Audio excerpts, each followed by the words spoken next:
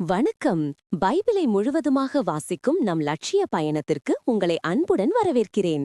இன்று நாம் 1 சாமுவேல் 25வது அதிகாரத்தை வாசிக்க இருக்கிறோம். இதுவரை நாம் மொத்த நூல்களில் 21.87% நூல்களை வாசித்து முடித்துவிட்டோம்.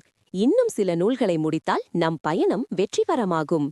இன்றைய வாசிப்பின் மூலம் அந்த இலக்கை இன்னும் முன்னோக்கி நகர்த்துவோம். வாங்க தொடங்குவோம். தாவீது சவுலை மீண்டும் கொல்லாது விடல். பின்னர் சீபியர் கிப்பாயாவிலிருந்த சவுலிடம் சென்று, தாவீது எசிமோனுக்கு எதிரே உள்ள அக்கிலா குன்றில் ஒளிந்திருக்கிறான் என்று கூறினர். ஆதலால் சவுல் சீபு பாலை நிலத்தில் தாவீதை தேடுவதற்காக இஸ்ரேலில் தேர்ந்தெடுக்கப்பட்ட 3000 பேருடன் அதை நோக்கி புறப்பட்டுச் சென்றார். சவுல் எசிமோனுக்கு எதிரே சாலையோரம் அக்கிலா குன்றின் மேல் பாசறை அமைத்தார். ஆனால் தாவீது பாலை நிலத்திலே இருந்தார். சவுல் பாலை நிலத்தில் தன்னை பின்தொடர்வதை அறிந்து தாவீது ஒற்றர்களை அனுப்பி சவுல் வந்தது உண்மைதான் என்று உறுதிப்படுத்திக் கொண்டார்.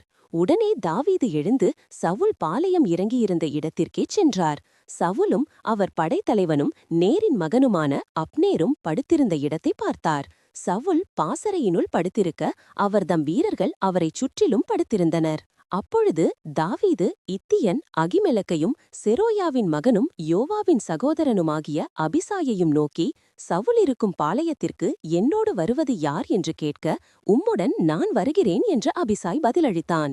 ஆதலால் தாவீதும் அபிசாயும் இரவில் அப்பாளையத்திற்குச் சென்றனர். சவுல் கூடாரத்தினுள் தூங்குவதையும் அவர் தலைமாட்டில் அவருடைய ஈட்டி தலையில் குத்தியிருப்பதையும் கண்டனர்.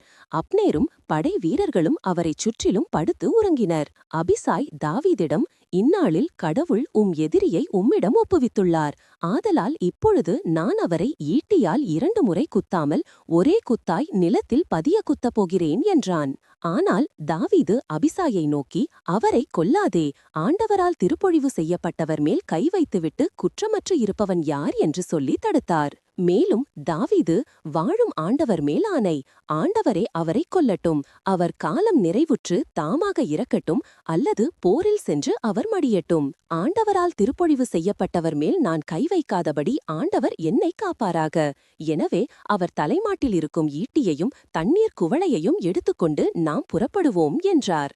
அவ்வாறே தாவீது சவுலின் தலைமாட்டிலிருந்த ஈட்டியையும் தண்ணீர் குவளையையும் எடுத்துக்கொண்ட பின் அவர்கள் புறப்பட்டுச் சென்றனர். அவர்களில் ஒருவரும் விழிக்கவில்லை, அதை காணவும் இல்லை, அறியவும் இல்லை. ஆண்டவர் அவருக்கு ஆழ்ந்த உறக்கத்தை அளித்திருந்தபடியால் அவர்கள் எல்லாரும் தூங்கிக் கொண்டிருந்தனர். பின்பு தாவீது கடந்து சென்று தொலைவிலிருந்த ஒரு குன்றின் மீது நின்றார். அவர்களிடையே மிகுந்த இடைவெளி இருந்தது. அங்கிருந்து படை வீரர்களையும் நேரின் மகன் அப்னேரையும் தாவீது கூப்பிட்டு, அப்னேர், நீ மறுமொழி சொல்ல மாட்டாயா என்று கேட்டார். அப்னேர் அதற்கு, அரசரை நேராக அழைக்க நீ யார் என்று கேட்டான். அப்போது தாவீது அப்னேரிடம், நீ வீரன் அல்லவா?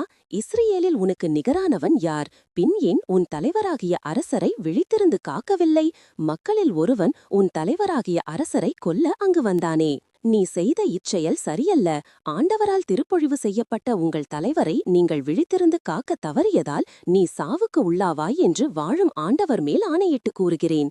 அரசரின் ஈட்டியும் அவர் தலைமாட்டிலிருந்த தண்ணீர் குவளையும் இப்போது எங்கே உள்ளன என்று பார் என்றார். சவுல் தாவீதின் குரலை அறிந்து கொண்டு, என் மகன் தாவீதே, இது உன் குரல்தானா என்று கேட்க, அதற்கு தாவீது, என் தலைவராகிய அரசே, இது என் குரல்தான் என்றார். மீண்டும் அவர், என் தலைவராகிய நீர் அடியானை இப்படி பின்தொடர்ந்து வருவது ஏன்? நான் என்ன செய்தேன்? என்னிடம் உள்ள குற்றம்தான் என்ன? ஆதலால் இப்பொழுது அரசராகிய என் தலைவர் தம் அடியானின் வார்த்தைகளை கேட்பாராக. ஆண்டவர் உம்மை எதிராக ஏவி விட்டிருப்பின் அவர் என் பலியை ஏற்றுக்கொள்ளட்டும். மனிதர்கள் அப்படி செய்திருந்தால் அவர்கள் ஆண்டவர் திருமுன் சபிக்கப்படும். ஏனெனில் நீ சென்று வேற்று தெய்வங்களை வழிபடு என்று அவர்கள் கூறி நான் ஆண்டவருடைய உரிமையில் பங்கு பெறுவதிலிருந்து என்னை இந்நாளில் துரத்திவிட்டனர். ஆதலால் ஆண்டவர் திருமுன்னிலைக்கு வெகு தொலைவில் உள்ள நிலத்தில் என் ரத்தம் சிந்தப்படாதிருக்கட்டும்.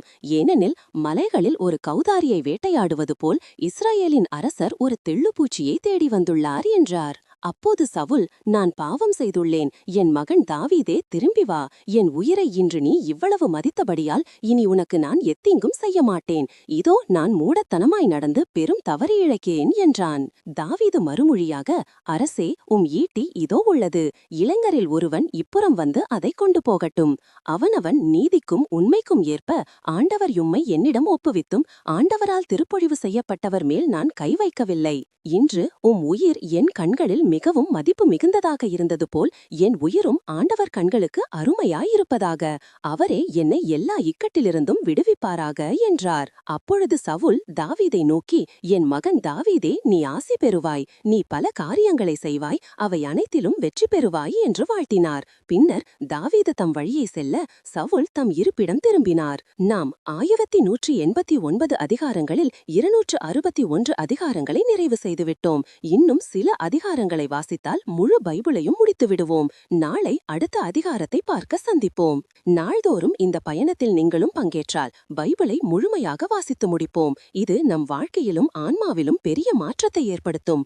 இந்த பயணம் உங்களுக்கு நம்பிக்கையும் சமாதானத்தையும் கொடுத்தால் இந்த வீடியோவை லைக் செய்யவும் சப்ஸ்கிரைப் செய்யவும் மறக்க வேண்டாம். பகிர்ந்து மற்றவர்களையும் இந்த பயணத்தில் சேருங்கள்.